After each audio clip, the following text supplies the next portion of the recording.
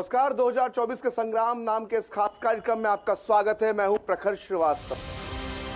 2024 का संग्राम सज चुका है, मंच सज चुका है और महारथी अपने अपने पैतरे खेल रहे हैं, अपने अपने दाव चल रहे हैं और करीब करीब चुनावी मुद्दे भी अब तय होते नजर आ रहे हैं। लेकिन कुछ महारथी ऐसे भी हैं जो पाले भी बदल रहे हैं, अपने युद्ध का खेमा भी बदल रहे हैं।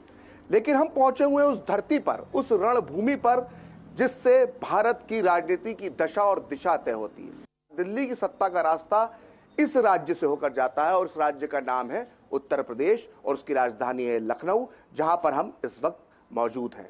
और इस मंच से हम आज बात करेंगे उत्तर प्रदेश के मन में क्या है, आखिर क्या चाहता है उत्तर प्रदेश, उत्तर प्रदेश के चुनावी मुद्दे क्या हैं और उत्तर प्रदेश में क्या चुनावी समीकरण बन रहे हैं। योगी और मोदी की डबल इंजन की सरकार का यहां पर कितना असर देखने को मिल रहा है। साथ ही हमें यह भी देखना होगा आज चर्चा में कि आखिर विपक्ष की रणनीति क्या है। क्या इंडिया अलायंस का खेमा यहां भी बिखर जाएगा। मुद्दे कई हैं और इन मुद्दों पर चर्चा करने के लिए मेरे साथ मौजूद है खास मेहमानों का एक खास पैनल। मेरे साथ मौजूद है योगेश मिश्रा जी जो वरिष्ठ पत्रकार हैं। इसके अलावा मेरे साथ मौजूद हैं अशोक पांडे जी, वरिष्ठ पत्रकार हैं, अमर उजाला और दैनिक जागरण के संपादक रह चुके हैं। इसके अलावा रतन मणि लाल जी भी हमारे साथ मौजूद हैं, लखनऊ के जाने माने वरिष्ठ पत्रकार हैं। और साथ ही मौजूद है हमारे साथ आनंद राय जी जो वरिष्ठ पत्रकार हैं। मेरा पहला सवाल योगेश जी आपसे है, अभी जितने सर्वे आ रहे हैं, करीब करीब 5-6 सर्वे आ चुके हैं उत्तर प्रदेश को लेकर और सब में करीब करीब यही माना जा रहा है कि बीजेपी 70+। और जब आप बीजेपी के नेताओं से बात करते हैं तो वो कहते हैं कि 70 नहीं, हम तो 80 की 80 में आएंगे। तो क्या ये सिर्फ ओपिनियन पोल के नतीजे हैं, सर्वे हैं, या धरातल पर भी कुछ इसी तरह का नजर आ रहा है? देखिए, इसको समझने के लिए थोड़ा और पीछे जाना होगा। लोग कहते हैं कि जब राम मंदिर आंदोलन शुरू हुआ था तो कल्याण सिंह की सरकार चली गई थी, इसलिए इस इशू का कोई इम्पैक्ट नहीं होगा। पर आप ऐसे देखें, उस इशू में जब कल्याण सिंह चुनाव लड़ रहे थे तो 177 सीटें पाए थे, 4% उन्होंने वोट बढ़ाया था। और तब जबकि बहुत मजबूत कॉम्बिनेशन मायावती और मुलायम सिंह का उनके साथ है, काशीराम और मायावती का। तो ये कहना कि राम मंदिर इशू नहीं होगा, ये गलत होगा। अब यहाँ से आइए कि राम मंदिर एक बड़ा इशू है और ये इशू पूरे देश में है। फिर इसके बाद आइए व्यक्तिगत रूप से लाभान्वित होने वाले लोगों को, जिनको लाभार्थी क्लास कहते हैं।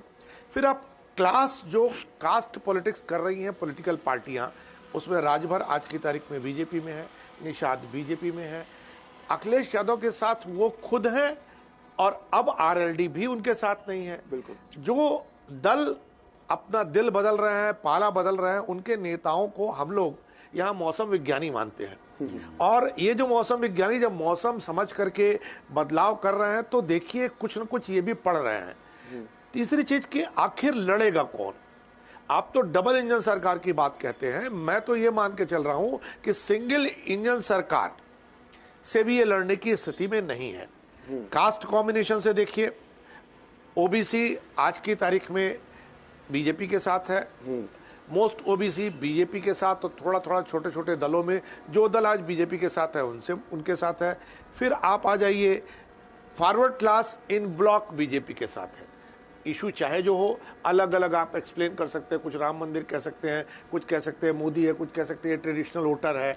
तो अब एक माइनॉरिटी क्लास में भी 14 साल से, यानी 18, हालांकि वोट देने की एज होती है, आप 18 साल से 40 साल तक की जो स्त्री है वो नरेंद्र मोदी को, लड़की जो है वो नरेंद्र मोदी को पसंद करती है, उनकी चर्चा करती है और वो दूसरे समाज की स्त्रियों के साथ जो उसे सशक्तिकरण का अधिकार मिला 3 तलाक के मार्फत, तो वोट देने की स्थिति बने या ना बने पर वो उनकी तारीफ करती है। ठीक, तो आखिर कौन लोग खड़े होंगे, कहां से ये 70+ का आंकड़ा टूटेगा। आज की तारीख में सोनिया गांधी लड़ रही है रायबरेली, ये कहा जा सकता है कि वो रायबरेली सीट पर राहुल गांधी को उतार देंगी। अमेठी 2 सीटें उनकी दिखती हैं, अखिलेश यादव की 2 सीटें दिखती हैं, मैनपुरी, और जो क्लियर कट सीटें हैं। ये नहीं कहते कि 70 सीटें बीजेपी जीत गई है, पर बीजेपी जीतने में 50 सीटें आज की तारीख में आगे है। तो आखिर कैसे पराजित करेंगे, कैसे आप उनके इस रथ को रोकेंगे, ये कोई स्ट्रेटजी दिखती नहीं। और अभी अखिलेश यादव घिरेंगे स्वामी प्रसाद मौर्य से, पल्लवी पटेल से, और जो पीडीए का उनका नारा है वही उन्हें उल्टा पड़ने वाला है। ठीक, आपने रायबरेली सीट की बात की। अशोक पांडे जी, आप वरिष्ठ पत्रकार हैं, आपने लंबे समय तक उत्तर प्रदेश की राजनीति को बेहद करीब से देखा है और रायबरेली की सीट को लेकर जो पूरे देश में इस वक्त चर्चा है और सोनिया गांधी ने राज्यसभा चली गई है, तो रायबरेली सीट जो छोड़ी है सोनिया गांधी ने, इसके क्या राजनीतिक मायने हैं? और क्या हम ये मान लें कि 60 और 70 के दशक में जो पावर, जो ताकत उत्तर प्रदेश में कांग्रेस की होती थी, अब वो इतिहास की बात हो गई। हालांकि अब एक सीट पर तो ऑलरेडी सिमट गई थी, लेकिन क्या हम इस फैसले को इस तरह से देख सकते हैं कि अब उत्तर प्रदेश की राजनीति में कांग्रेस के लिए कोई जगह नहीं? देखिए, सोनिया गांधी का जो फैसला है वो बहुत सोच समझ के लिया गया कांग्रेस पार्टी की तरफ से। आज उत्तर प्रदेश में हालात ऐसे हैं कि अगर रायबरेली में कोई ऐसा ताकतवर नहीं, कोई शरीफ उम्मीदवार अगर भारतीय जनता पार्टी को मिल जाए तो सोनिया गांधी भी चुनाव हार जाती। और स्थिति यह है, मैं पूरा उन्नाव, रायबरेली सब मैंने लगभग 100 गांव घूमे हैं, तो आज भी मिनट के लिए मैं बोला 1,60,000 वोटों से पिछला चुनाव जीती थी, और आप इतना बड़ा स्टेटमेंट दे रहे हैं कि अगर वो रायबरेली से इस वक्त चुनाव लड़े तो हार सकती है। देखिए, अगर आपका, मैं बता रहा हूं आपको, यदि भारतीय जनता पार्टी ने जो उम्मीदवार लड़े, चाहे दिनेश जी हो चाहे आदित्य सिंह हो, अगर ये बिल्कुल जो अभी बात योगेश जी ने कही है ना कि जन नहीं लड़ रहे हैं, जातियां लड़ रही हैं। आज भी उत्तर प्रदेश में जातियों का प्रभाव किसी नेता से ज्यादा है। तो अगर कोई राजपूत उम्मीदवार गांधी परिवार के खिलाफ लड़ेगा तो वो नहीं जीत पाएगा, लेकिन अगर किसी शरीफ ब्राह्मण उम्मीदवार को अभी लड़ा दे बीजेपी वहां से, तो मैं आपको लिख के गारंटी देता हूं, चाहे राहुल गांधी लड़े चाहे प्रियंका गांधी लड़े, कांग्रेस वो सीट हार जाएगी। ठीक है, रतन मणि जी, मैं आपसे जानना चाहूंगा, जो सर ने बात की रायबरेली सीट को लेकर, बहुत बड़ा दावा कर दिया कि सोनिया गांधी नहीं जीत सकती, और यहां तक कि प्रियंका और राहुल भी खड़े हो गए तो वो नहीं जीत पाएंगे। तो क्या सोनिया के, सीधा सीधा हम माने कि सोनिया जी ने जो सीट छोड़ दी, जो रायबरेली का मैदान छोड़ दिया, क्या ये इसके पीछे रणनीति है कि वो प्रियंका जी को या राहुल जी को लड़ा सकती है, या वो ये जानती थी कि हार का डर है, इस सीट से निकल जाना चाहिए बाहर? ये क्या वजह हो सकती है आपकी नजर में? देखिए, रायबरेली और उसके आसपास की कई सीटों पर हमेशा से इस परिवार का एक प्रभाव भी रहा है, और वहाँ के लोगों में एक तरह से आप कह सकते हैं एक जुड़ाव था इस परिवार के लोगों के प्रति, जिसकी वजह से वहाँ पर तमाम सारे चुनाव होने के बावजूद, जहाँ पे और पार्टियाँ बड़े अंतर से जीती हैं, वहाँ की 2-3 सीटें हमेशा कांग्रेस जीतती आई है। और इसकी वजह वहाँ के लोग खुद कहते थे कि वो हमारे घर जैसी हैं और उनको हम अपने घर के जैसा ट्रीट करते हैं। लेकिन पिछले चुनाव में 2019 का जो चुनाव था, उसमें ये बात बिल्कुल सामने आई है कि भले ही सोनिया गांधी वहाँ से चुनाव जीती हों, लेकिन उनके चुनाव जीतने की मार्जिन कम हुई। हाँ, और उनको एक 3,70,000 से 3,50,000 और फिर वो 1.5 लाख के आसपास आ गई थी, और उनको एक कड़ी टक्कर वहीं के स्थानीय एक नेता ने दी। और मजे की बात तो ये है कि जो उनको टक्कर दे रहे हैं वो भी कभी कांग्रेस के साथ रहे, आज जो वहाँ के लिए बड़े दावेदार हैं वो भी कभी कांग्रेस के साथ रहे। तो ऐसा कहा जा सकता है कि वहाँ पे कांग्रेस के साथ जो जुड़ाव था और परिवार के साथ जो जुड़ाव था, उसमें कुछ कमी आई है, क्योंकि वहाँ के लोगों की अपेक्षाएं शायद पूरी ना हो पाई हों, जिसकी शिकायतें अक्सर हम लोग के पास भी आती रहती थी कि वहाँ के लोगों को लगता है कि इतने बड़े वीआईपी एमपी होने के बावजूद हमारे क्षेत्र में वो नहीं दिखता कि हमारा इम्पोर्टेंट कॉन्स्टिट्यूएंसी है। तो इस वजह से शायद आज भी देश के सबसे पिछड़े जिलों में से एक बिल्कुल। तो मुझे लगता है ये जो एक बदलाव की इच्छा थी, इसको ज़रूर कांग्रेस पार्टी ने और सोनिया गांधी ने स्वयं और उनके जो भी स्ट्रेटेजिस्ट रहे होंगे उन्होंने भांप लिया होगा कि अब जैसे राहुल गांधी ने समय रहते अमेठी छोड़ के वायनाड का रुख किया, तो शायद सोनिया गांधी को जो एक जुड़ाव की वजह से और उनकी उम्र की वजह से जो एक सम्मान मिलता था, इसके पहले की चुनाव हारने पर वो आप कह रहे हैं कि अमेठी छोड़ दिया, मतलब क्या आप भी मान रहे हैं कि इस बार अमेठी से चुनाव नहीं लड़ेंगे? मुझे नहीं लगता कि वो यहाँ से चुनाव लड़ेंगे। ठीक, हमारे साथ आनंद राय जी मौजूद हैं। आपने अशोक पांडे जी की बात सुनी और आपने रतन मणि जी की बात सुनी, लेकिन आज सोनिया गांधी ने मतलब बड़ी एक भावुक चिट्ठी रायबरेली के लोगों के लिए लिखी है। उस चिट्ठी में वो कहती है कि जो रिश्ता बताया कि एक रिश्ता है इंदिरा जी के समय, फिरोज गांधी के समय से, नेहरू जी के समय से परिवार का रायबरेली से रिश्ता है, और वो रिश्ते को लेकर बात करती है, अपने स्वास्थ्य का हवाला देती है कि इन दिनों वो स्वास्थ्य ठीक नहीं है, इसलिए चुनाव नहीं लड़ना चाहती है। ये चिट्ठी लिखना क्या इस बात का संकेत हो सकता है कि अभी भी रायबरेली से कोई गांधी परिवार का व्यक्ति चुनाव लड़ सकता है, और अगर वो लड़ता है तो उसका हश्र क्या होगा, वो सफल होगा या नहीं होगा? आपकी राय क्या है? देखिए, उत्तर प्रदेश की राजनीति को लेकर आपने प्रखर जी शुरुआत में ही कहा है कि ये उत्तर प्रदेश से ही देश की राजनीति का रास्ता जाता है, दिल्ली का रास्ता जाता है। तो सभी राजनीतिक दल उत्तर प्रदेश में अपनी शक्ति आजमाते हैं। भारतीय जनता पार्टी 2 सीटों से आज की तारीख में यहां इतने बड़ी मुकाम पर पहुंची है।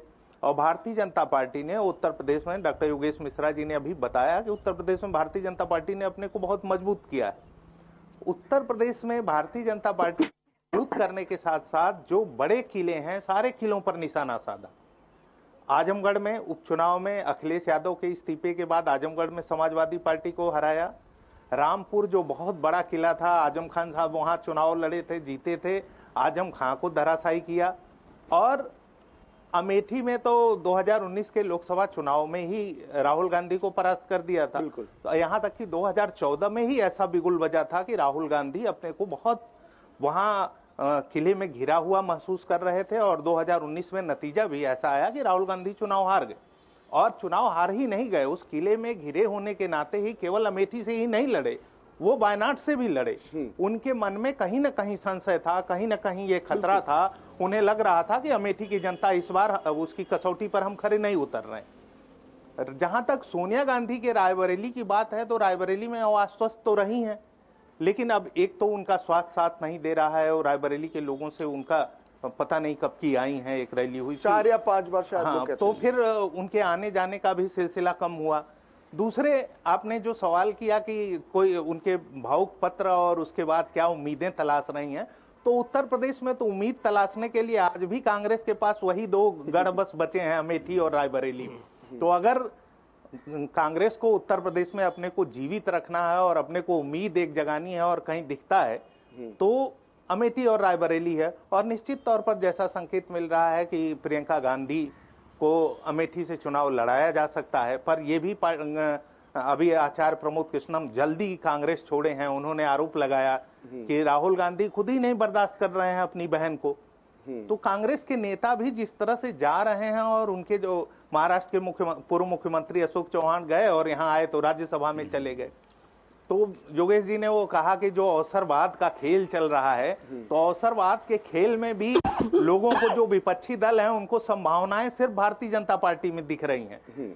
जो जातियों की बात हो रही थी, पल्लवी पटेल ने बोल दिया कि हम अखिलेश यादव के उम्मीदवारों को वोट नहीं देंगे, इसलिए कि उसमें पीडीए के उम्मीदवार नहीं है। स्वामी प्रसाद मौर्य अलग बिगुल बजा दिए कि ये पीडीए के साथ अन्याय कर रहे हैं। जो हम बोल रहे हैं, हम महामंत्री हैं, राष्ट्रीय महामंत्री हैं, और हमारी जो बात हो रही है वो ये लोग कह रहे हैं कि इनके व्यक्तिगत विचार हैं। तो जो विपक्षी दलों का समूह है उसमें बिखराव है। और कहीं ना कहीं भारतीय जनता पार्टी अपनी रणनीति में इस हद तक सफल है कि वो विपक्ष के किले में भी सेंधमारी कर दे रही है।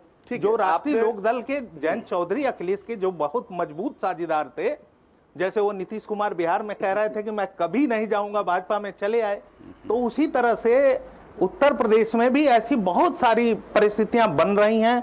बहुत सारे अभी पाइपलाइन में हैं लोग जो लाइन में लगे हैं भारतीय जनता पार्टी में आने वाले विपक्षी दलों के बड़े नेता। तो चौंकाने वाला, और एक अभी जो आज राज्यसभा का एक 8वां उम्मीदवार भारतीय जनता पार्टी ने उतारा है, बिल्कुल वह भी इस बात का संकेत है कि भारतीय जनता पार्टी विपक्ष के किले को ध्वस्त करने के लिए चारों तरफ अपनी गोटियां बिछाई है, अपने दरबान सजाए हैं, और विपक्ष के किलों में भी उनके दूत उनका काम कर रहे हैं। ठीक योगेश जी, अब हमने कांग्रेस पर तो इतनी बात कर ली, हालांकि जिसकी पिछली बार लोकसभा में 1 सीटें थी, विधानसभा में 2 सीटें थी, उससे ज्यादा हमने समय कांग्रेस को दे दिया। लेकिन अगर हम आरएलडी की बात करें, जिसकी 0 सीटें थी पिछली बार, लेकिन इस बार आरएलडी अब जब एनडीए के खेमे में आ गई है, तो आरएलडी को कितना फायदा होगा, एनडीए अलायंस को कितना फायदा होगा? और महत्वपूर्ण सवाल यह है कि ये समाजवादी पार्टी के लिए पश्चिमी उत्तर प्रदेश में कितना बड़ा झटका साबित होगा? देखिए, आरएलडी का आना एनडीए में, उसको एक इवेंट की तरह देखिए जी। बीजेपी 2014 और 2019 में उनके दोनों दिग्गज उम्मीदवारों को हरा चुकी है। बिल्कुल, वो 0 पे आ गए थे, और विधानसभा में भी वो गठबंधन में नहीं आए होते अखिलेश के साथ, तो फिर 0 पे होते। आज की तारीख में आरएलडी आई, तो आरएलडी को कुछ न कुछ मिलेगा। आरएलडी को 2 सीटें मिलती हैं, 2 जीत जाएगी। और इसी के साथ बीजेपी को कुछ मिल तो नहीं रहा है, पर एक इन्वायरमेंट का चेंज है। वेस्टर्न यूपी में और अखिलेश यादव जो दावे कर रहे थे, ये बीजेपी ने बताया कि देखो तुम्हारे दावों की जमीन कितनी पोली है और इस पोली जमीन में खड़े होकर तुम्हारे जितने दावे किए जा रहे हैं वो सब बेकार होंगे। लेकिन तो आपने एक बात कही कि बीजेपी को बहुत फायदा नहीं होगा, इसका क्या मतलब? हाँ, बीजेपी को फायदा इसलिए नहीं होगा क्योंकि इन्वायरमेंट बदल रहे हैं। सिर्फ जयंत चौधरी बीजेपी की 2 सीटें लेके जाएंगे।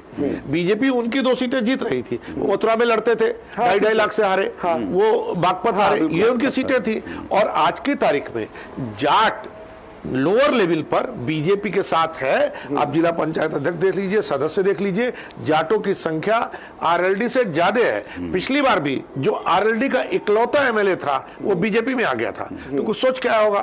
तो बीजेपी को फायदा नहीं है, बीजेपी दे रही है। पिछले साल विधानसभा चुनाव में पश्चिमी उत्तर प्रदेश में वो सफलता नहीं मिली जिसकी वो उम्मीद कर रही थी। देखिए, आरएलडी को जो सफलता मिली वो उसकी उम्मीद से ज्यादा थी। हम इसको इस नजरिए से देखते हैं। आप उनके वोट बैंक को देखिए, और उनके vote bank, single vote bank में कोई कॉम्बिनेशन किसी पॉलिटिकल पार्टी को नहीं बनता है। न निषाद को बनता है, न राजभर जी को बनता है, न अखिलेश यादव जी को बनता है, न बीजेपी को बनता है। आपको मल्टीपल वोट बैंक लाने होंगे। आखिर कौन सा वोट बैंक उनके साथ है जाट के अलावा? कॉम्बिनेशन क्या है? जब वो अखिलेश यादव के साथ आते हैं तो उनके साथ मुसलमान भी आ जाता है, और कुछ अच्छा, उनके पास सीटें भी इतनी नहीं है कि दूसरे कास्ट के लोगों को दे करके उतनी सीटों में कुछ और वोट ले सके कास्ट का। तो कास्ट कॉम्बिनेशन भी उनके पास नहीं है। तो मल्टीपल कास्ट कॉम्बिनेशन आज की तारीख में सिर्फ बीजेपी के पास है। तो अभी कहना चाहते हैं कि जो जयंत चौधरी को अपने साथ एनडीए में लेकर आए थे, इंडिया अलायंस को झटका दिया और ये मैसेज दिया है जी कि आप जिस आधार पर राजनीति कर रहे हैं या जो दावे करते हैं वो कभी भी पलट सकते हैं, और भी लोग नहीं, वो है ही नहीं है। आपकी समझ ही गलत है। आप जिन लोगों को लेके काम कर रहे हैं वो हमारे पास आने के लिए ललायित हैं, और हम उन्हें दे पाने की स्थिति में। आप क्या दोगे? 7 में 1 सीट नहीं जीतते वो। ठीक है अशोक पांडे जी, जो बात अभी हो रही है आरएलडी को लेकर, जो पश्चिमी उत्तर प्रदेश की बात होती है, तो हमने पिछले कुछ सालों में देखा, हालांकि योगेश जी सहमत नहीं है, लेकिन जो नतीजे आ रहे हैं, जो एक तरह का एक बीजेपी को लेकर नाराजगी दिखती थी, लेकिन इस बार एक परिवर्तन नजर आ रहा है। जब हम किसान आंदोलन की बात कर रहे हैं तो किसान आंदोलन इस बार जो है सिर्फ पंजाब तक ही सिमट कर रह गया है। वो भी पंजाब के कुछ किसान ये किसान आंदोलन कर रहे हैं। लेकिन पिछली बार हमने देखा था, जो पिछला किसान आंदोलन जो था, उसमें कहीं ना कहीं जो है वो पश्चिमी उत्तर प्रदेश के किसान भी बड़े पैमाने पर शामिल थे। लेकिन इस बार पश्चिमी उत्तर प्रदेश के किसानों में एक चुप्पी नजर आ रही है। ये कितना बड़ा संकेत है? ये सवाल मैं इसलिए पूछ रहा हूं कि आपने महेंद्र सिंह टिकैत से किसान राजनीति को इस प्रदेश में देखा है। तो ऐसी स्थिति में जब हम देख रहे हैं कि पश्चिम उत्तर प्रदेश का किसान जो है वो इस आंदोलन से बुरी तरह से दूर नजर आ रहा है, ये कितना शुभ संकेत बीजेपी के लिए, उसके मायने क्या है? ऐसा है, जो महेंद्र सिंह टिकैत की आपने बात की, पूरे पश्चिमी उत्तर प्रदेश में या राजस्थान, हरियाणा, तीनों राज्यों को मिला लें जो मिलकर आंदोलन जाटों का करते थे, कोई किसान नेता अब बचा नहीं है जिसके नेतृत्व में या जिसकी आवाज़ पर लोग इकट्ठे हो। एक छोटा सा उदाहरण, जो जाटों की बात की योगेश जी ने, तो बहुत पहले की बात है जब अजीत सिंह नए आए थे बेचारे, तो अमेरिका से पढ़ के, हाँ, तो ये था कि अब पूरी विरासत उनको कैसे मिलेगी। तो तमाम साथी हमारे हैं, तो मैं उस समय दैनिक जागरण मेरठ में हुआ करता था, तो वो कोशिश ये होती थी उनकी पार्टी की कि उनका कोई फोटो ऐसा छप जाए जिसमें कोई चौधरी लाठी लिए हुए पगड़ बांधे उनके सर पे हाथ फेर रहा हो। बस इस इतनी फोटो से ही अजीत सिंह को जो है बहुत व्यापक सफलता मिल जाती थी। लेकिन आज दृश्य बदल चुका है पूरी तरह से। आज जयंत चौधरी जाटों के उतने बड़े नेता नहीं बचे जैसे टिकैत थे या उनके पिताजी थे। मुझे लगता है बीजेपी के अंदर भी एक जाट नेतृत्व की एक लाइन पूरी डेवलप। बिल्कुल बिल्कुल। देखिए, राजस्थान में भी जाट नेताओं का होगा, हरियाणा में भी हो गया कि अब वो बात नहीं रही कि कोई जाट नेता खड़ा हो, पूरा राज्य उसके पीछे खड़ा हो जाए। लेकिन जयंत के बीजेपी में आने से जयंत को तो 100% लाभ होगा, और बीजेपी को लाभ होगा। जो आपने विधानसभा की बात कही कि अखिलेश बहुत पश्चिमी उत्तर प्रदेश में सीटें जीत गए थे, वो अब बीजेपी के पक्ष में हो जाएगा पूरी तरह। दूसरा वोट वहां गुजर है, वो ऑलरेडी बीजेपी को देता है, कोई बात ही नहीं है। मुस्लिम इतनी तादाद में नहीं है, बिजनौर छोड़ दें, मुजफ्फरनगर छोड़ दें कि वो लोकसभा प्रभावित कर सकें। तो जैसे ही मुस्लिम मान लीजिए कैराना से लेकर बिजनौर तक मुसलमान एकजुट होता है तो हिंदू अपने आप ऑटोमेटिक एकजुट हो जाता है। तो बीजेपी को भी बहुत लाभ होने वाला जयंत के आने से। या सीटों में न हो, वोटों में जरूर होगा। वोटों में जरूर होगा। ये जो बातचीत है बहुत दिलचस्प मोड़ पर है, और यहाँ पर हमें एक ब्रेक लेना होगा, और ब्रेक के बाद हम इस बात की चर्चा करेंगे कि कांग्रेस और समाजवादी पार्टी का जो गठबंधन है, जो एनडीए अलायंस के जो पार्ट हैं, इनके बीच में खींचतान किस स्तर तक जाएगी, इस पर हम बात करेंगे एक छोटे से ब्रेक के बाद।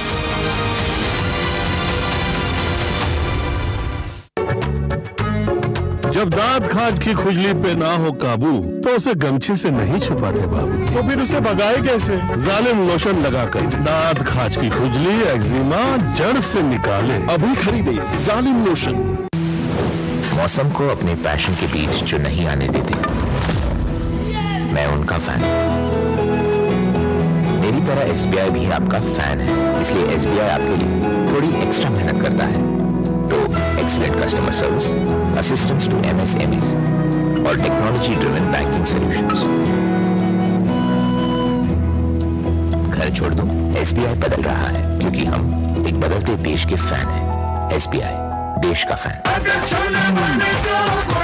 गोल्डी छोले मसाले, जहाँ जाए रिश्ते बनाए, जहाँ जाए रिश्ते बनाए, गोल्डी मसाले। लाइफ में फाइनेंशियल आजादी के लिए एनपीएस जरूरी है। रिटायरमेंट में फाइनेंशियल आजादी रहे जारी, एनपीएस से आज ही करे तैयारी। एनपीएस जरूरी है। मोदी सरकार की गारंटी, सस्ती दवाई, अच्छी दवाई, कम से कम 75% डिस्काउंट। अब तक जरूरतमंदों के 23,000 करोड़ रुपए बचे। हमारा संकल्प विकसित भारत।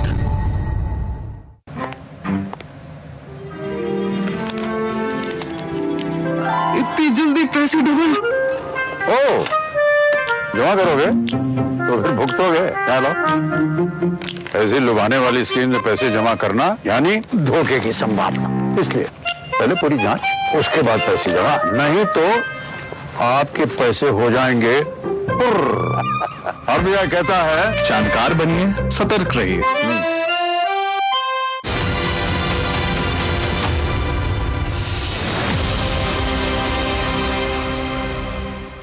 ब्रेक के बाद एक बार फिर आपका स्वागत है। हम लोग जिस मंच पर खड़े हैं उस मंच का नाम है 2024 का संग्राम, और हम बात कर रहे हैं उत्तर प्रदेश की राजनीति की, और हम मौजूद हैं लखनऊ में, और हमारे साथ मौजूद हैं उत्तर प्रदेश के 4 धुरंधर धाकड़ किस्म के पत्रकार। रतन मणि जी, हमने ब्रेक से पहले बात की, कांग्रेस की बात की, रायबरेली की बात की, हमने बात की आरएलडी की बात की, लेकिन एक बड़ा सवाल उत्तर प्रदेश के अंदर यह भी है कि जिस तरह से कांग्रेस और समाजवादी पार्टी के बीच में खींचतान समय समय पर नजर आ रही है। हम देख रहे हैं 11 सीटें बिना बताए, बिना सलाह किए अखिलेश ने ऑफर कर दी कांग्रेस को। कांग्रेस कहती है हमें 20 सीटों पर लड़ना है। अब क्या ये वही क्रम दोहराया जा सकता है जो बंगाल में ममता ने किया, बिहार में नीतीश ने किया? क्या समाजवादी पार्टी भी जो है इंडिया अलायंस से किनारा कर सकती है?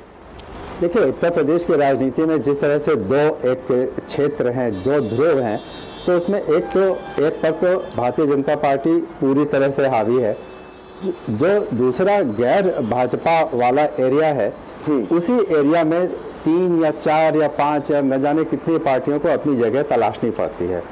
समाजवादी पार्टी और कांग्रेस के आप काम करने के तरीकों को देखें, उनकी पॉलिटिकल आइडियोलॉजी को देखें, उनके द्वारा जब सरकार चलाई गई, कांग्रेस ने तो खैर कई साल पहले चलाई थी, लेकिन अन्य राज्यों में जैसे चलाई जाती है और समाजवादी पार्टी जैसे उत्तर प्रदेश में सरकार चलाती, तो उसमें इतनी समानताएं हैं कि उसमें अंतर कर पाना मुश्किल होता है कि भारतीय जनता पार्टी के अतिरिक्त जो भी गैर भाजपा दल हैं वो क्या एक दूसरे से अलग हैं भी कि नहीं। और ये अंतर समाजवादी पार्टी और कांग्रेस के बीच में तो बहुत, हम कह सकते हैं कि बसपा कुछ अलग तरीके से चलती है, लेकिन सपा और कांग्रेस के बीच में जो समानताएं हैं, ऐसे में अगर ये दोनों दल भी अलग अलग चुनाव लड़ते हैं तो वो वस्तुतः एक दूसरे के खिलाफ ही लड़ेंगे, क्योंकि दोनों एक ही जमीन पर खड़े हैं। तो जब या तो वो अलग जमीन तैयार करते, कांग्रेस पार्टी का आधार इतना कम होता चला गया था कि आज उनके पास जमीन ही नहीं बची। तो ऐसे में अगर ये दोनों दल एक साथ आते हैं तो कम से कम दोनों की जितनी भी जमीन है वो तो आप कह रहे हैं एक साथ आते हैं, लेकिन जो स्थिति दिखाई दे रही है 11 और 20 का जो पेज फंसा हुआ है, क्या लगता है कि अखिलेश भी कांग्रेस से पीछा छुड़ा लेंगे? बिल्कुल, जो मैंने कहा कि अगर वो साथ आते 11 और 7 और 5, ये तो बहुत बात की बात है। पहले तो मुझे लगता है कि दोनों पार्टियों में एक साथ आने पर भी कोई कंसेंसस है कि नहीं, इसके पहले 2014 से अब तक जितने चुनाव उत्तर प्रदेश में हुए वहाँ पर यही हाँ और नहीं की स्थिति बनी रही, जबकि दोनों दलों ने मिलकर 2017 का चुनाव भी एक साथ लड़ा था, लेकिन फिर अलग होना पड़ा उनको। तो मुझे लगता है कि हम नंबर्स के बारे में बात करने के बजाय अगर ये देखें कि क्या दोनों पार्टियां एक साथ आ भी सकती हैं कि नहीं, तब मुझे लगता है कि ये बहुत कठिन है, क्योंकि दोनों ही दलों को इस समय अपनी अपनी ज़मीन बचा के रखनी है। 11 सीटें सपा ने ये सोच के दी थी कि चलो हम कांग्रेस को 11 सीटों पर लिमिट कर दें, लेकिन कांग्रेस ऐसा क्यों चाहेगी? वो तो चाहेगी कि जितने ज़्यादा सीटों पर हम लड़ें, जीते या ना जीते, हमारा संगठन तो मजबूत हो। तो इन दोनों दलों का एक साथ आना तब तक संभव नहीं है जब तक कि टॉप की लीडरशिप के बीच में ये एग्रीमेंट ना हो कि हम साथ साथ चुनाव क्यों कर रहे हैं, केवल संख्या बढ़ाने के लिए या अपनी अपनी पार्टी को मजबूत करने के लिए। क्योंकि इसमें डिफरेंस है, इसीलिए दोनों का साथ चुनाव लड़ना बड़ा कठिन है। अब देखिए आगे अगर कोई बात बन जाती है तो देखा जाएगा। ठीक, आनंद जी, अब थोड़ा विषय को अगर हम बदलें, क्योंकि इस वक्त सबसे ज्यादा 2024 के चुनाव को पूरे भारत में, खासकर पूरे उत्तर भारत में जो विषय सबसे ज्यादा प्रभावित करेगा वो है राम मंदिर का इश्यू। रामलला की जो प्राण प्रतिष्ठा हुई है वो एक बहुत बड़ा मुद्दा, और उससे चुनाव जो है उसको लेकर ही इर्द गिर्द अब हो रहा है। और लेकिन ये तो चूंकि सीधे उत्तर प्रदेश और अवध जहां पर हम बैठे हुए वहां से जुड़ा हुआ मामला है, तो राम लहर जो बाकी देश में है वो तो साफ नजर आ ही रही है। उत्तर प्रदेश में कितनी अलग है, और क्या 2024 का जो उत्तर प्रदेश का चुनाव है उसका मेन फैक्टर भी पूरे देश के अन्य राज्यों की तरह ये भी हो सकता है? जी जी बिल्कुल, इससे इनकार नहीं किया जा सकता है। और पखड़ जी, आप एक तरह से देखिए तो अयोध्या में जिस तरह से पूरे देश की आस्था उमड़ पड़ी है, और उत्तर प्रदेश के गांव-गांव से, गली गली से लोग जिस तरह से आ रहे हैं, भारतीय जनता पार्टी ने रणनीतिक तौर पर राम मंदिर को, भले वो कहें कि हम चुनाव से नहीं जोड़ रहे हैं, लेकिन राम मंदिर को वो पूरी तरह से चुनाव से जुड़ा हुआ है। और मंदिर के प्राण प्रतिष्ठा की तारीख तय होने के साथ ही जो घर घर में अक्षत बटी है, बिल्कुल उस अक्षत ने लोगों के आस्था को बहुत मजबूत किया है। लोग, हमने वीडियो देखे घर में, हाँ, घरों में रख के, फिर आप देखिए कि उसके बाद जैसे जैसे कार्यक्रम होते गए, प्राण प्रतिष्ठा में 22 जनवरी को आने से पहले 30 दिसंबर को भी नरेंद्र मोदी अयोध्या में आए थे। मतलब जो अयोध्या, हम लोग इतनी बार अयोध्या में कवरेज करने गए, हमेशा अयोध्या हम लोग लिखते थे हलचल है, ये है, लेकिन हमेशा अयोध्या उदास सी होती थी। लेकिन 30 तारीख को जब मोदी आए, उनका रोड शो शुरू हुआ, जनता जिस तरह से सड़कों पर उमड़ी, और हिंदू मुसलमान सब उमड़ पड़े। बिल्कुल, जो बाबरी मस्जिद ध्वंस के पक्षकार थे वो भी मोदी का स्वागत किए, इकबाल अंसारी। तो एक तरह से राम मंदिर को लेकर पूरे देश में उत्साह बना हुआ है। राम मंदिर ने एक अलग नई जगाई है, एक नई क्रांति है। और अरसे से ये होता था, विपक्ष हमेशा कहता था, अगर मैं मुद्दों की लिस्ट की बात करूं, मैं एक मिनट में अपनी बात स्पष्ट कर दूं, जो कह रहा था प्रखर जी, ये विपक्षी दल हमेशा ये कहते थे कि मंदिर वहीं बनाएंगे, तारीख नहीं बताएंगे, हमेशा इनका यही नारा होता था। और अब तो इतना भव्य दिव्य मंदिर अस्तित्व में है, सामने है, और पूरे देश दुनिया के लिए और खास तौर से उत्तर प्रदेश के लिए एक प्रगति का सूचक है। इतने करोड़ रुपए वहां चढ़ावे आ रहे हैं, तो जाहिरा तौर पर उससे अयोध्या का विकास होगा, उत्तर प्रदेश का विकास होगा। उत्तर प्रदेश की जनता और नौजवान अब मुद्दों के साथ साथ समझने लगा है कि हमारे प्रदेश का विकास होगा, किन चीजों से होगा। और एक बात अधूरी रह गई थी, जो जातियों की बात हो रही थी जी, तो मैं उसको अगर समय हो तो कह दूं कि बिल्कुल। जो जाटों की बात योगेश जी और पांडे जी ने चलाई थी, तो आप देखिए कि भारतीय जनता पार्टी ने उसमें भी रणनीतिक तौर पर बहुत बड़ा काम किया।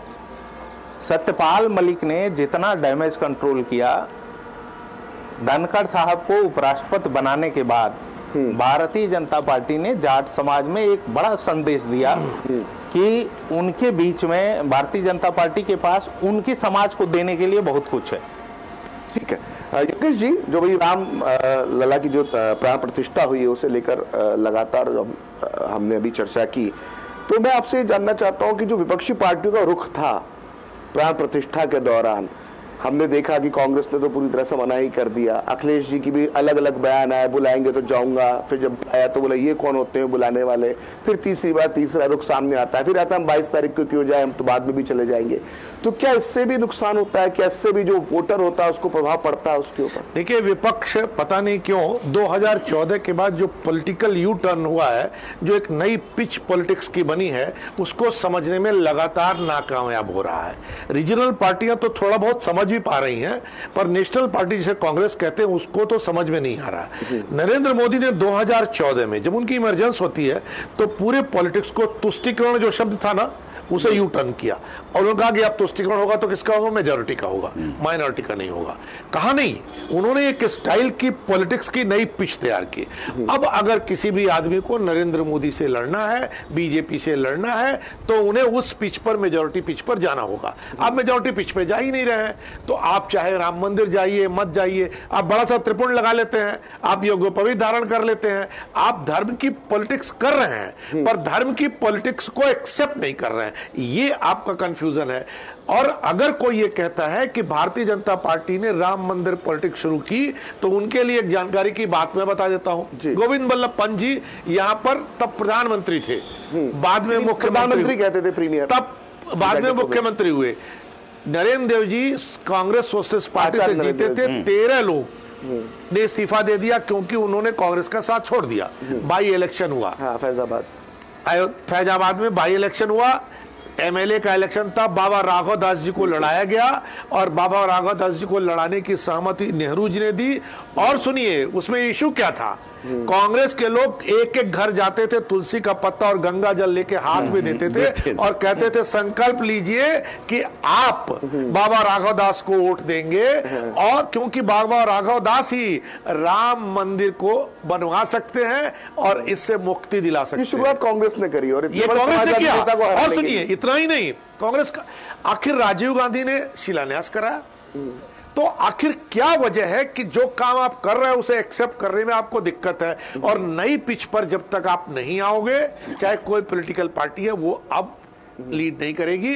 अब वो उसके पास कोई विकल्प नहीं है। कास्ट पॉलिटिक्स का भी टाइम खत्म हो गया है। अब रिलीजन की मेजॉरिटी की पॉलिटिक्स होगी, ये एस्टैब्लिश हुआ है। और मेजॉरिटी पॉलिटिक्स में आप क्या करते हैं ये आपको देखना होगा। आपके मन में दूर दूर तक तुष्टीकरण होना ही नहीं चाहिए, और अगर हो तो उस तुष्टीकरण पे आपको आना होगा जो नरेंद्र मोदी, बीजेपी और मेजॉरिटी के लिए है। ये बात समझने की जरूरत है। ये कांग्रेस पार्टी, अखिलेश यादव, कोई नहीं समझ पा रहा। मुलायम सिंह यादव जी की राजनीति को मैं जानता और समझता हूं। मुलायम सिंह यादव जी की बड़ी दुश्मन कांग्रेस थी, बिल्कुल बीजेपी नहीं थी।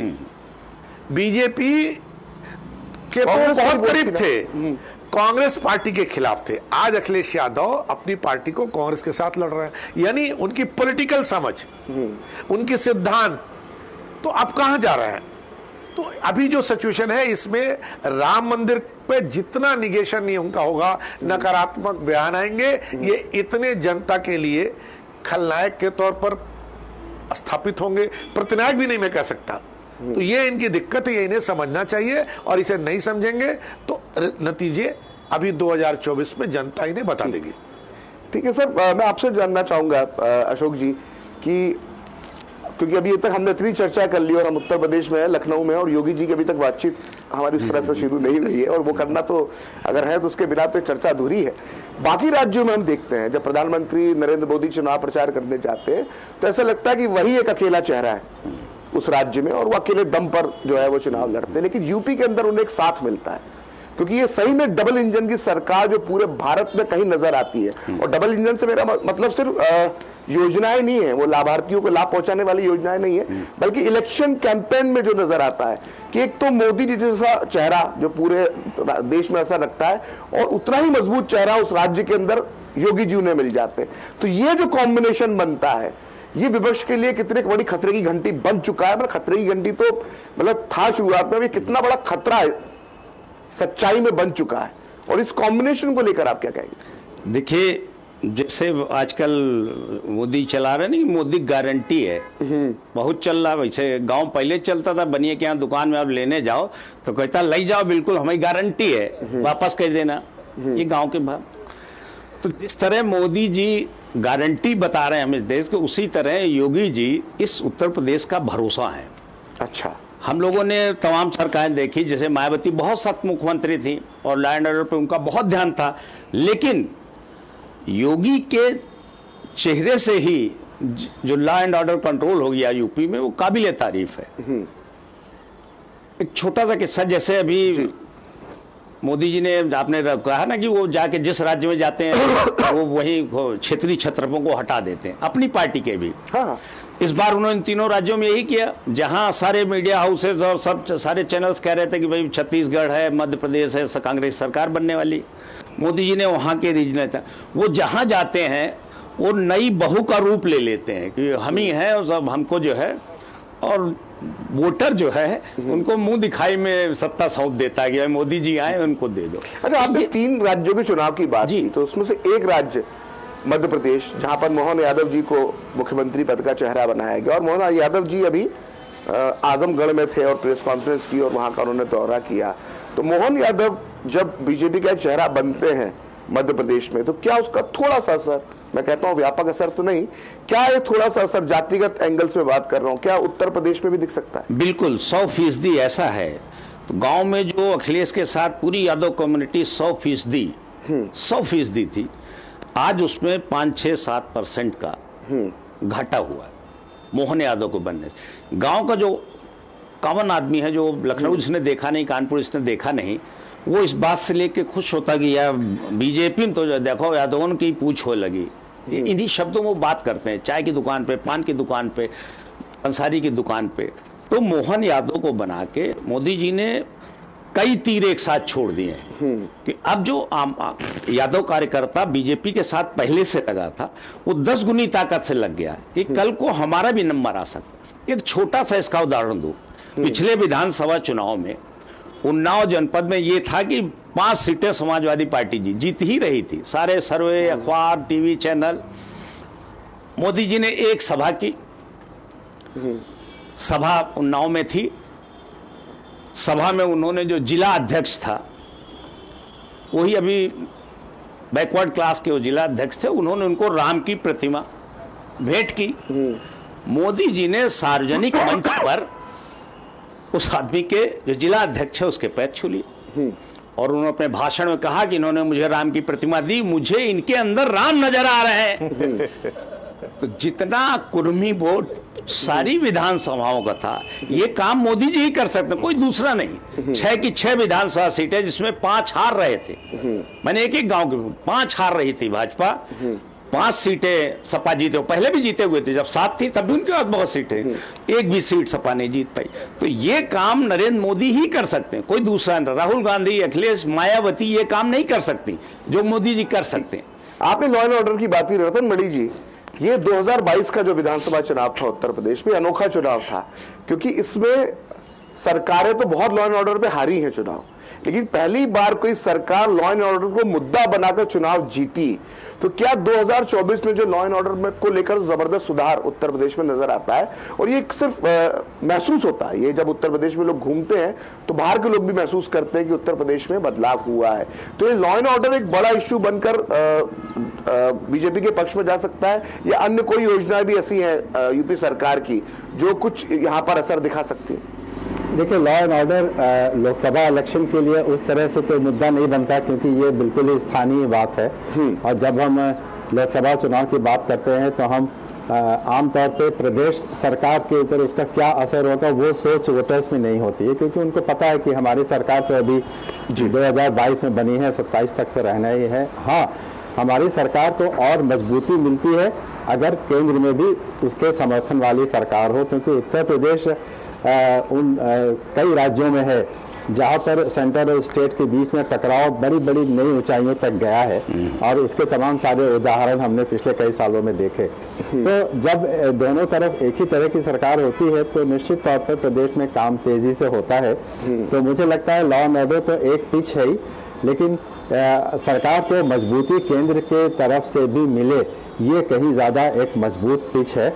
और मोदी जी का चेहरा, उनका कमिटमेंट और उनका जो एग्रेशन है, वो चूँकि यहाँ मुख्यमंत्री द्वारा भी मैच करने की कोशिश होती है और कहीं कहीं मैच होता भी है, तो मुझे लगता है ये कहीं एक ज़्यादा बड़ा कार्ड है जो कि भारतीय जनता पार्टी के पक्ष में जा सकता है कि वो योगी जी बिल्कुल वही करना चाहेंगे जिस दिशा में देश को मोदी जी ले जा रहे हैं, जिसके लिए प्रदेश में हमें इसी पार्टी की ज़्यादा से ज़्यादा सीटें चाहिए।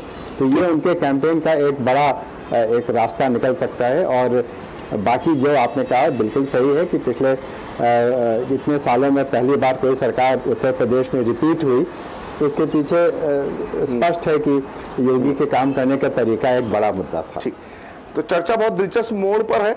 और उत्तर प्रदेश की जब राजनीति की बात होती है तो यहाँ पे एक वोट बैंक की राजनीति की जरूर और बात होती है, और वो है मुस्लिम वोट बैंक, जो यहाँ पर 20% से ज्यादा है और कई लोकसभा सीट पर अपना असर डालता है। तो इस बार मुस्लिम मन के आईना जो है वो क्या कह रहा है, इस पर हम बात करेंगे एक छोटे से ब्रेक के बाद।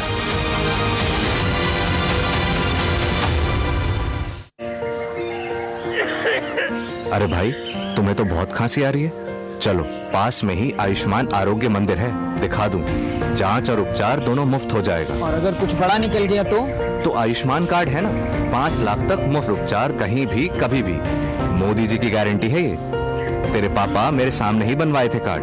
और बताऊं, मोदी जी ने प्रधानमंत्री भारतीय जन औषधि केंद्र खुलवाकर महंगी दवाइयों से मुक्ति दिला दी है हम सबको। यहाँ दवाइयाँ सस्ती और अच्छी मिलती हैं। ये तो जानता हूँ, पापा भी वहीं से दवाई लेते हैं। देखा, सबको उत्तम स्वास्थ्य सेवा सुविधा देने की मोदी जी की गारंटी। करोड़ों लोग लाभ ले रहे हैं, आओ हम भी लें। मोदी की गारंटी यानी हर गारंटी पूरा होने की गारंटी। महंगे इलाज की छुट्टी, मोदी की गारंटी। यारो, शादी तो मैं प्रीति से ही करूंगा। कॉलेज टॉप करके अच्छी सी नौकरी लूंगा, झट से प्रीति को प्रपोज कर दूंगा और फैमिली हॉलिडे स्पेन में। वाह यार, मैं तेरी प्लानिंग का बड़ा फैन। तू आज ही SBI में अपना सेविंग्स अकाउंट ओपन कर ले और अपने स्पेन हॉलिडे की सेविंग शुरू कर। SBI सेविंग्स अकाउंट के साथ पाइए सेफ, सिक्योर, कन्वीनियंट बैंकिंग और ग्रेट कस्टमर सर्विस। SBI, देश का फैन। लाइफ में फाइनेंशियल आजादी के लिए NPS जरूरी है। रिटायरमेंट में फाइनेंशियल आजादी रहे जारी, NPS से आज ही करे तैयारी। NPS जरूरी है। मोदी सरकार की गारंटी, सभी को मिल रही हैं सस्ती एवं अच्छी दवाएं, वो भी कम से कम 75% कम कीमतों पर। और अब देश भर में 25,000 जन औषधि केंद्रों के अभियान के तहत रोजगार के अवसर की भी गारंटी। केंद्र संचालकों को 5 लाख से 7 लाख रुपए तक की वित्तीय सहायता का भी प्रावधान। जन औषधि केंद्र खोलने के लिए ऑनलाइन आवेदन www.janaushadhi.gov.in पर आमंत्रित हैं।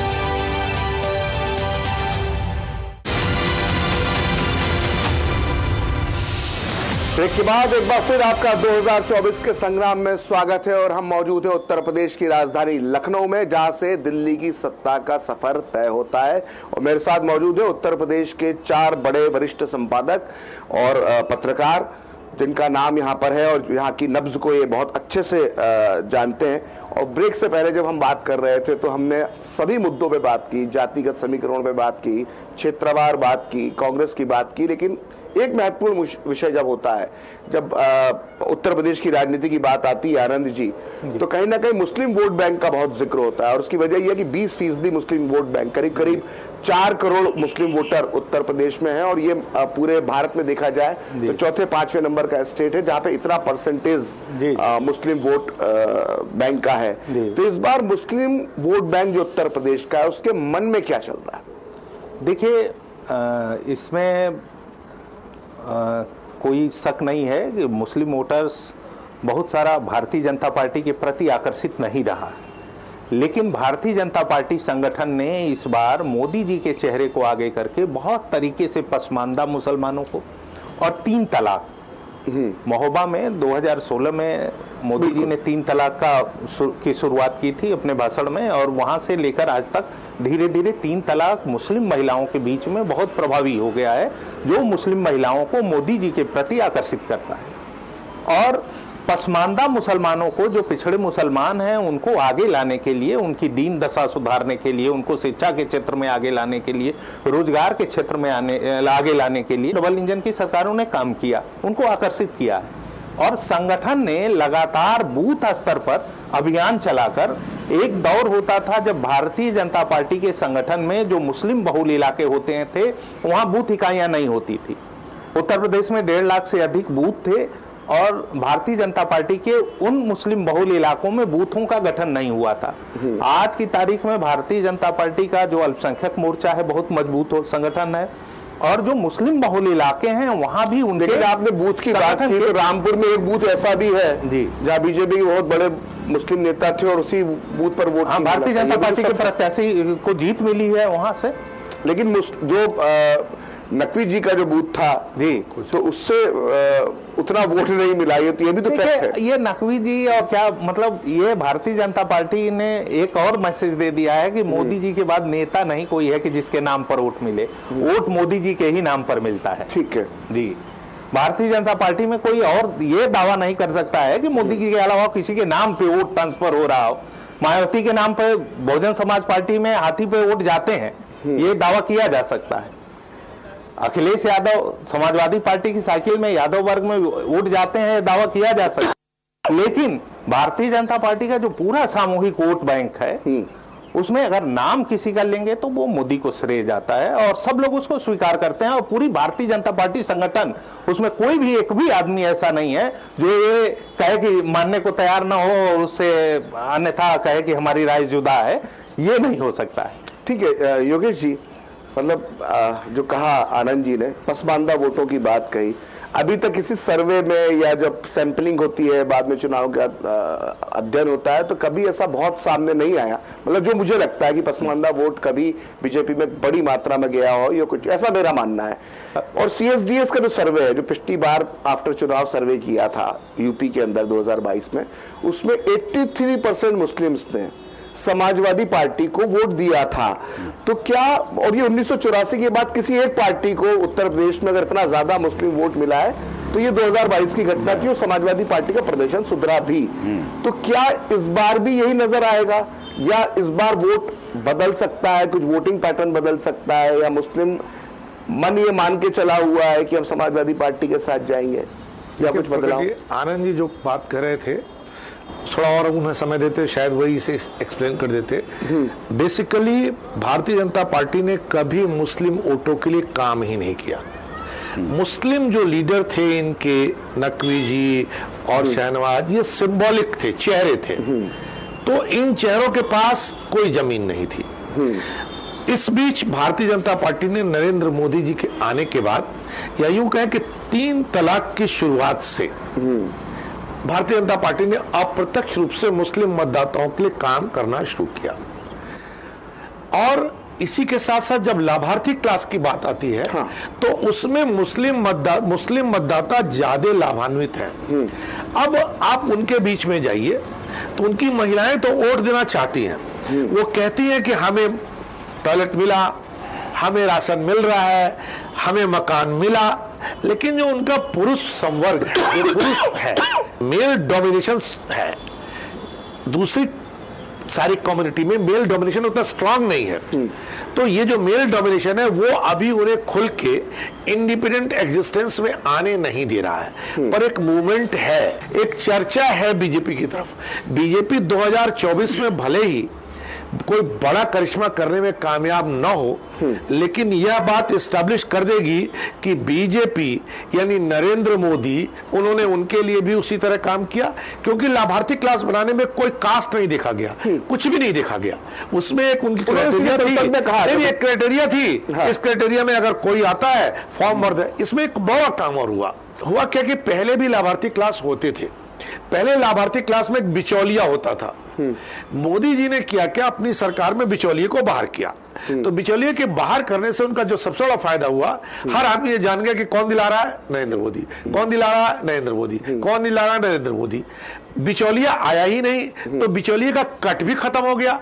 जब कट खत्म हुआ तो आदमी को पूरा का पूरा लाभ मिला। तो ये जो पूरा लाभ था उसने मोदी के प्रति विश्वास बढ़ाया और उनको जो मिल रहा है उसने मोदी जी के प्रति आकर्षण पैदा किया। तो 2024 में जरूर कोई बड़ा मिरेकल नहीं दिखेगा, पर यह कह देना कि 2024 में अखिलेश यादव को वोट दे देगा मुसलमान, यह भी आज बहुत मुश्किल है, क्योंकि अखिलेश यादव कौन सा परम्यूटेशन कॉम्बिनेशन बनाते हैं ये भी देखना होगा।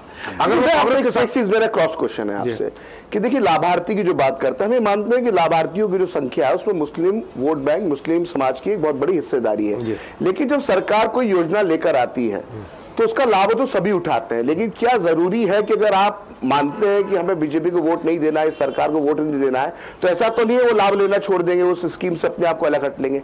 स्कीम में होना, लाभार्थी में होना, लेकिन उसका वोट बैंक में तब्दील होना क्या जरूरी होता है? ये आप इसको थोड़ा दूसरे नजरिए से देखिए।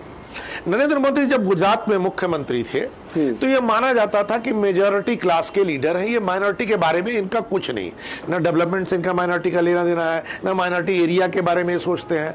पर जब 2014 में उनकी इमरजेंस होती है 13 में, तो वो कहीं भी ये नहीं कहते, वो कहते हैं, उनका नारा होता है कि सबका साथ सबका विकास। तो जो सब होता है ये सब धीरे धीरे इमर्ज करता है 2014 से। 2014 में तो मुसलमानों ने खुद को सब में नहीं जोड़ा था, लेकिन 2014 के बाद उन्हें लगा कि यार ये आदमी जिसे हम ये समझ रहे थे कि हमारे क्लास के लिए, हमारी कम्युनिटी के लिए, हमारे क्रीड के लिए, हमारे एरिया के लिए काम ही नहीं करेगा, ये तो अब सबका काम कर रहा है। तो ये जो चेंज है, इस चेंज का रिजल्ट है कि वो सरकारी योजनाओं का लाभ लेकर के उन सरकारी योजनाओं के नाते नरेंद्र मोदी को वोट देंगे, क्योंकि वहां वो सरकारी योजनाएं लगातार बढ़ रही हैं।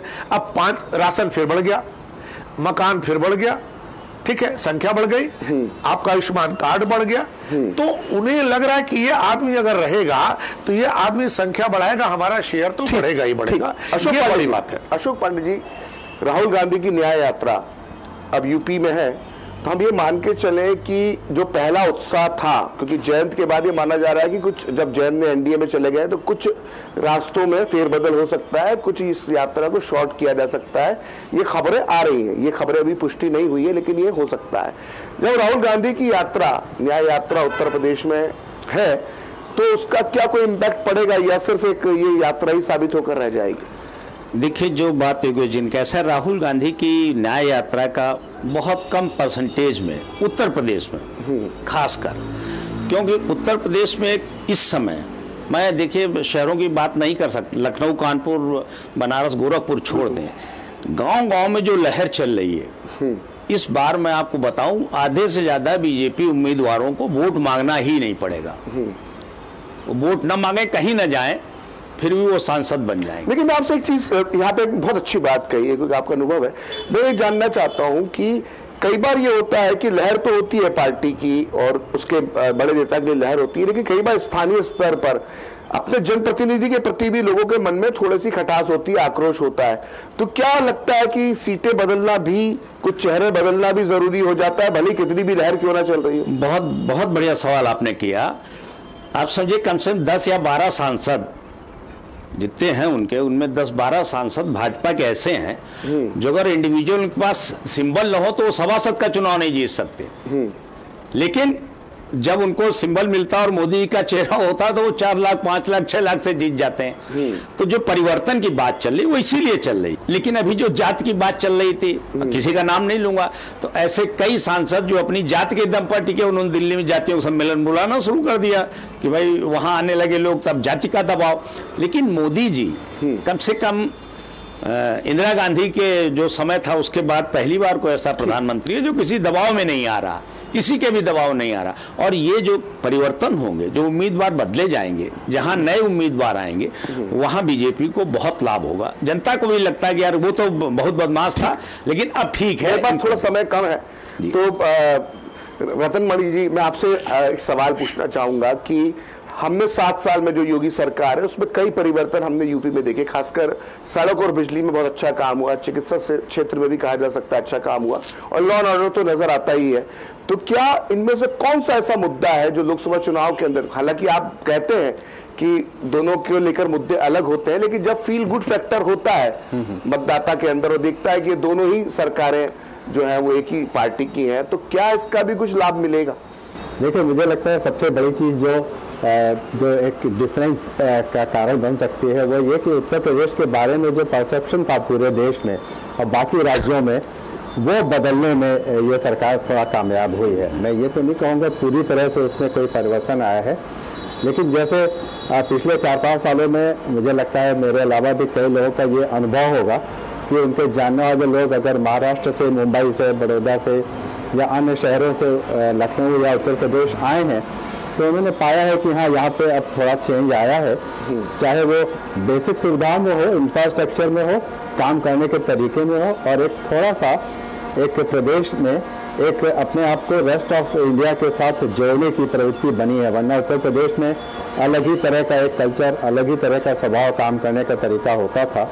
लेकिन अब इसीलिए तमाम सारे बाहर के लोग अब यहाँ आके काम करना चाहते हैं, ठीक, यहाँ आकर सेटल करना चाहते हैं, और उनको अब उत्तर प्रदेश के माहौल में काम करने में अपने लिए एक फ्यूचर नजर आता है। ठीक है, आनंद जी, आखिरी सवाल मैं आप ही के साथ आखिरी सवाल के साथ इस कार्यक्रम का अंत करना चाहूंगा कि अभी अब तक हमने जो चर्चा करी और करीब करीब ऐसा कहा जा रहा है कि चुनावी मुद्दे तय हो चुके हैं, लेकिन अभी लंबा समय बचा हुआ है चुनावों में, और यूपी में तो कई फेस में चुनाव हो सकते हैं। क्या आपको अभी भी लगता है कोई अभी एक ऐसा मुद्दा बाकी है जो ठीक बीच चुनाव में आकर कुछ थोड़ा बहुत चुनाव के अंदर असर डाल सकता है, ऐसा कोई घटनाक्रम बदल सकता है, ऐसा कोई नया मुद्दा आ सकता है? देखिए, ये तो पंजाब के किसानों का मामला अभी जो चल रहा है उसको उत्तर प्रदेश के राज्य के मुख्य विपक्षी दल समाजवादी पार्टी ने इस मुद्दे को हवा देना शुरू किया है। अखिलेश यादव कहते हैं कि एमएसपी को लेके उन्होंने यही सवाल उठाया है कि चौधरी चरण सिंह को ये भारत रत्न दे सकते हैं, स्वामीनाथन को दे सकते हैं, दोनों किसानों के लिए बड़ा काम करने वाले, तो किसानों को एमएसपी की गारंटी क्यों नहीं दे रहे हैं? तो हो सकता है कल की तारीख में सरकार कुछ ऐसा कर दे कि उनका सवाल ही, उनके सवाल का ही जवाब ऐसा कर दे कि उनके पास कोई दूसरा मुद्दा न रहे। ठीक जी, ठीक। तो आप सभी मेहमानों का बहुत बहुत धन्यवाद इस सारगर्भित चर्चा में शामिल होने के लिए। और मुझे लगता है कि आज जो चर्चा हुई है उससे कम चुनावों से पहले उत्तर प्रदेश के क्या चुनावी मुद्दे हैं और चुनावी ऊंट किस करवट बैठता हुआ दिखाई दे रहा है, और उसके बाद क्या इसमें कुछ चेंजेस भी आ सकते हैं, चुनावी समीकरणों में बदलाव भी हो सकता है, ये दर्शकों को काफी कुछ इससे मुझे लगता है स्पष्ट हुआ होगा। फिलहाल मुझे दीजिए इजाजत, आप देखते रहिए GT न्यूज।